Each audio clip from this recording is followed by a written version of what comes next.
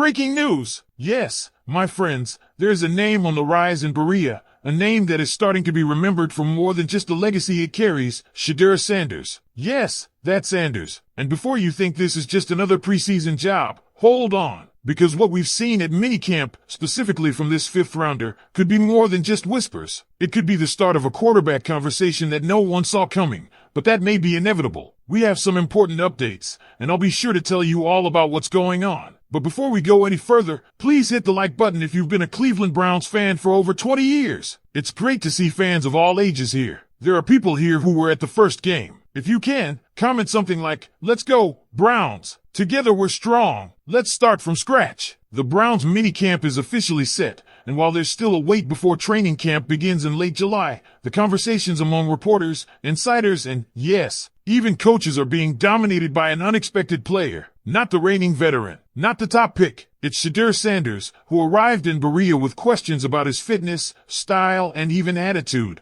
and responded by doing the one thing that silences all football critics, completing passes. Lots of them, among all quarterbacks in OTAs and minicamp. Yes, even veterans like Kenny Pickett and new faces like Dylan Gabriel. Shedeur posted the highest completion percentage. Now sure, let's keep this grounded. These are unpadded practices. No live bullets. You're essentially tossing around in gym clothes. But that accuracy matters. Because even in that controlled chaos, hitting targets consistently means you're reading the field faster, processing decisions cleaner, and staying ahead of the defense. And while no one's expecting 77% completion rates in the NFL regular season, starting close to 80% now means something foundational is clicking. Let's talk style. He's not your big arm, cannon shot deep ball guy. And physically, he's not towering over the pocket. But that's not his game. What he's bringing is something Browns fans haven't seen consistently since maybe a young Baker Mayfield. Quick decisions, ball placement, and a system-minded approach. You want a guy who acts like a point guard? That's Shedeur.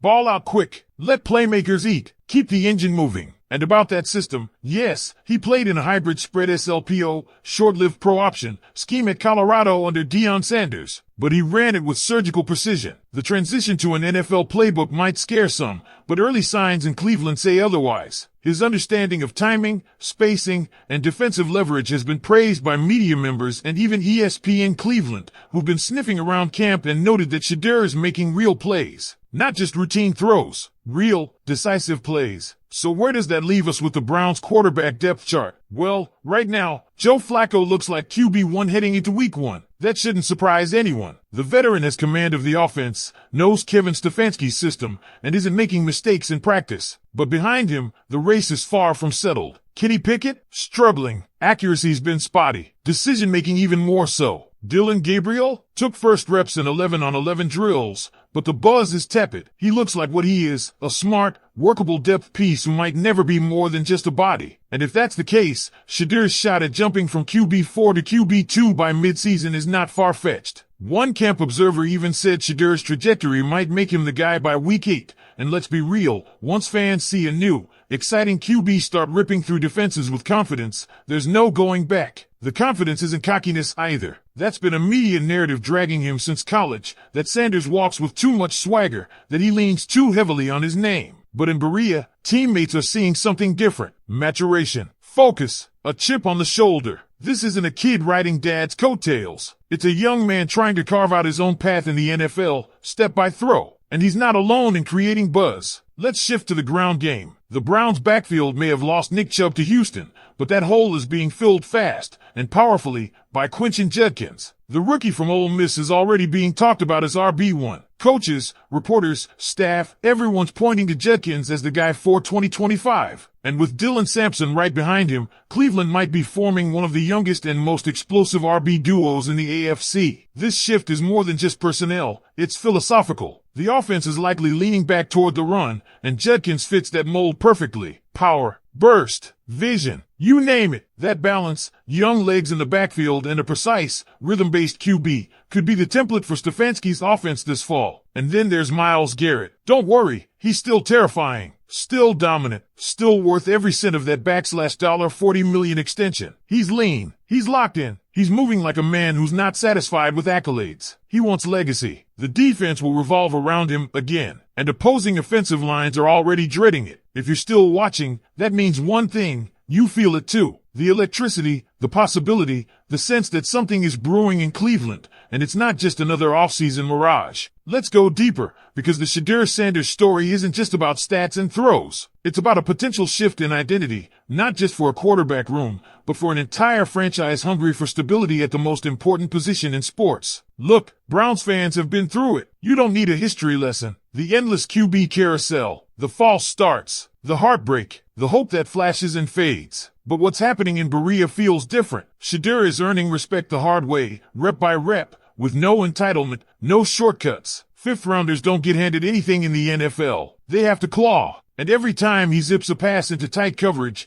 nails a sideline out, or throws a deep ball in stride, he's chipping away at the gap between perception and reality. And here's the strategic angle. If the Browns' offense pivots more toward the run game, which all signs suggest, then a quarterback like Shedeur, one who doesn't need to launch it 50 yards on a dime but thrives on timing, decision-making, and rhythm, is a natural fit. You don't need a superhero. You need someone who won't wreck the game, who can keep drives alive, and who puts the ball where it needs to be, fast. Think of Brock Purdy's rise in San Francisco. It's not an apples-to-apples comparison, but the template is there. And this is where things get spicy. Kevin Stefanski has a decision to make. Does he go with the veteran comfort of Joe Flacco, knowing what he gets, but also knowing the ceiling? Or does he prepare the fan base for a mid-season pivot to a rookie who might just spark something bigger? All eyes are on week 7 or 8. That's where the whispers are landing. Let Flacco settle the storm early. Let Shedeur prepare in the shadows. And then, unleash him. Now, the wide receiver picture plays a role here too. The Browns have built a group that thrives after the catch, and Shedeur's playstyle complements that. Quick outs, slants, screen plays. Let the athletes do the heavy lifting. That's exactly how Deion built the Colorado offense around Travis Hunter and others. And if Cleveland can replicate even a fraction of that efficiency with Amari Cooper, Elijah Moore, and rookie weapons, this offense becomes dangerous, not flashy,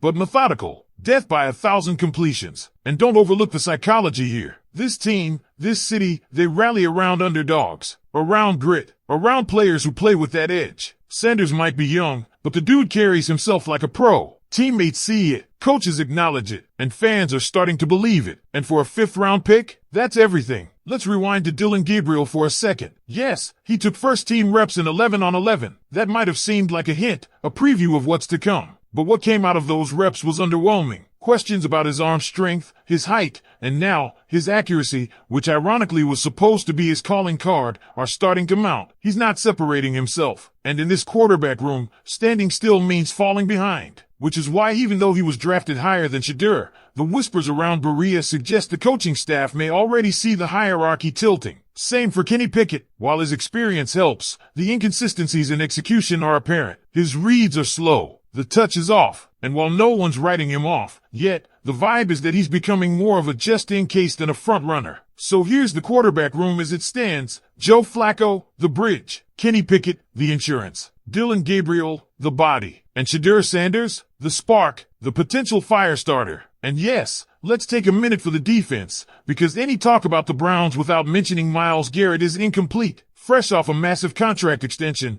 Garrett is looking like a man on a mission. The size, the speed, the explosiveness, it's all still there. But what's different is the vibe. He's locked in. His leadership is louder. His presence is